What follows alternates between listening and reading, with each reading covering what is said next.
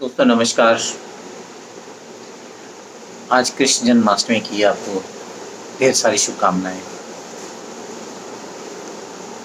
आज हमारे प्रभु श्री कृष्ण का जन्म दिवस है। हो सकता है काफ़ी सारे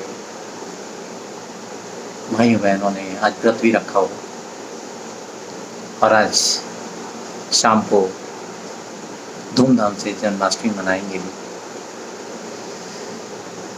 दोस्तों, हमारे जीवन में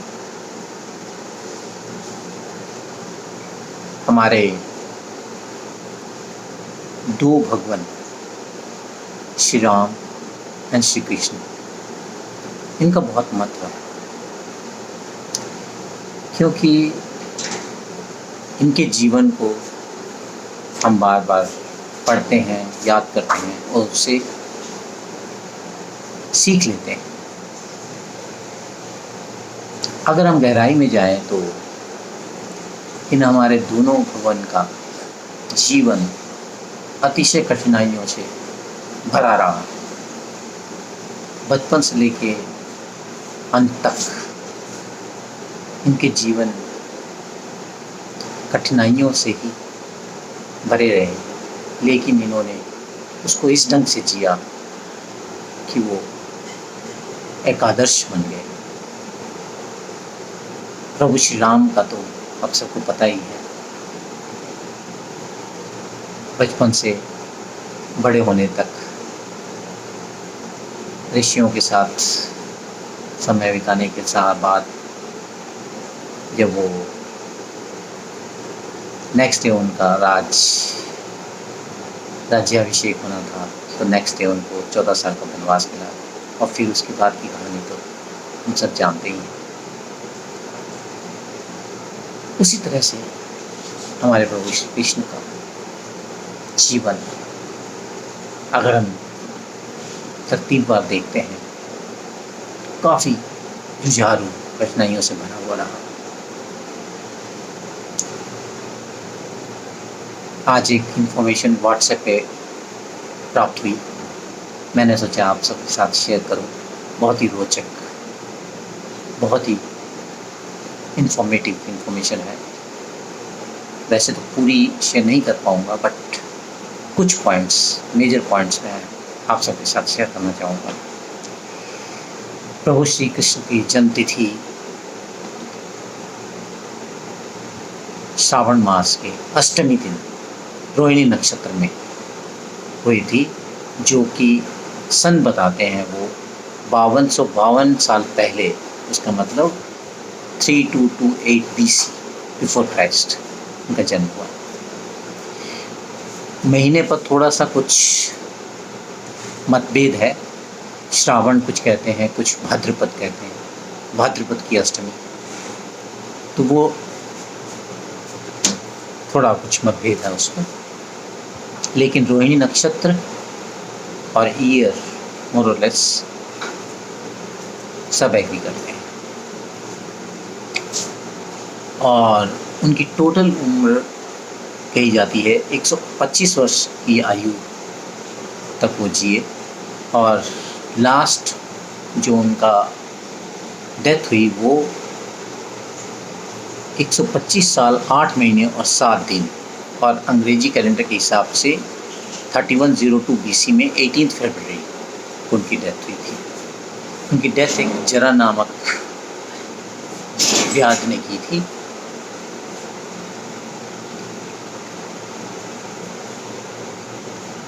दोस्तों, आप सब जानते ही हैं कि इनका जन्म जेल की कोठरी में हुआ और रातों रात इनको ट्रांसफ़र किया गया। बचपन से ही इनका किसी ने भी कोई नामकरण नहीं हुआ और इन्हें सब केवल कान्हा के नाम से बुलाते थे। कान्हा, प्यार से सभी ने कान्हा कहते हैं। और हम सब इनकी बालपन की कहानियाँ सुनते हैं। और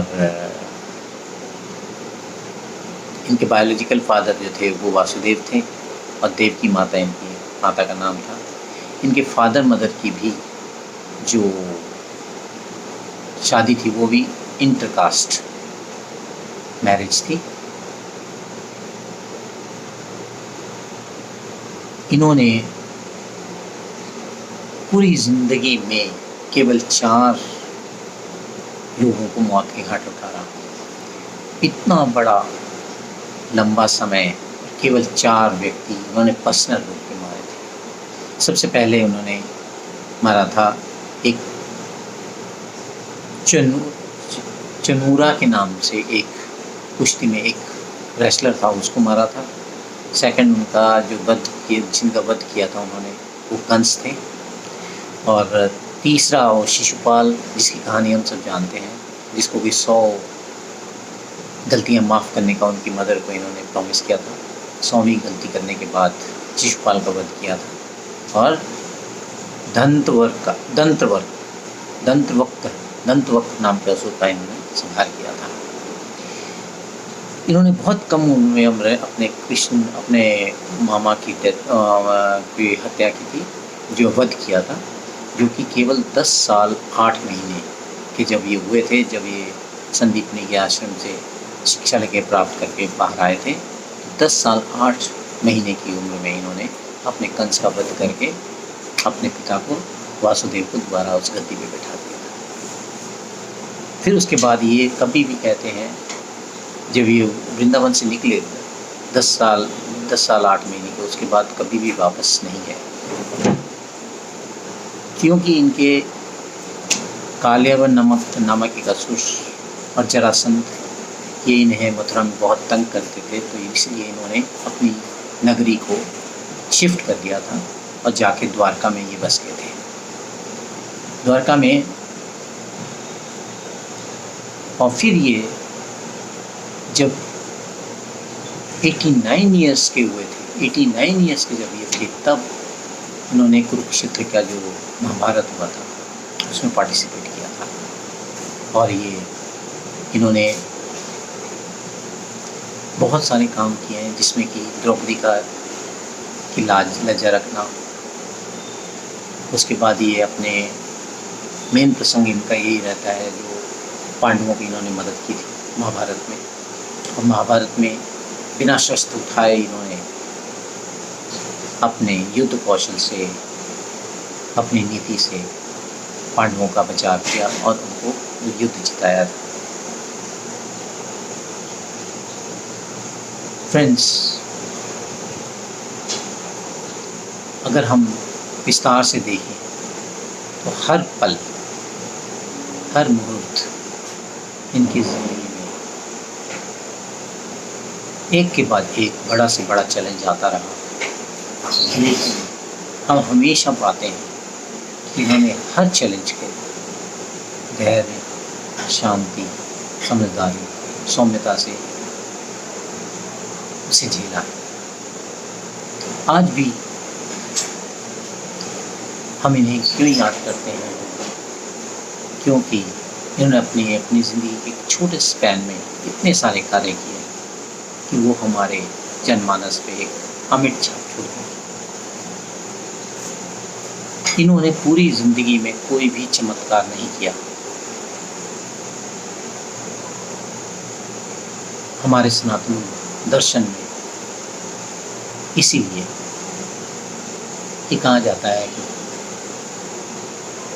एक मानव भी भगवान बन सकता है अगर वो अपने जीवन में वो सारे गुण ला सके, अपने जीवन को इस तरह से ढाल सके जिसमें वो सारे चैलेंजेस, सारे दुखों को सम्यक रूप से, सहजता से फेस करे और उन्हें जीते। हमारे नायक हमारे प्रभु श्री राम हैं, हमारे नायक हमारे प्रभु श्री कृष्ण हैं, जिन्होंने अपनी जीवनी से, अपने कर्मों से हम सभी को एक रास्ता दिखाया है, जिसके ऊपर चल के हम अपने भी ज़िंदगी में श्रेष्ठता ला सकते हैं। अब प्रभु कृष्ण की तो जो महावाक्य है गीता आज भी लोगों को अपने जीवन को श्रेष्ठ बनाने की कला सिखाती है। जो कि विश्व भर में प्रसिद्ध है। मेरा यही कहना है कि हमें जब भी मौका मिले हमें गीता का अध्ययन ज़रूर करना चाहिए। और चलिए आज शाम को प्रभु के जन्म को धूमधाम से मनाते हैं। जय श्री राम।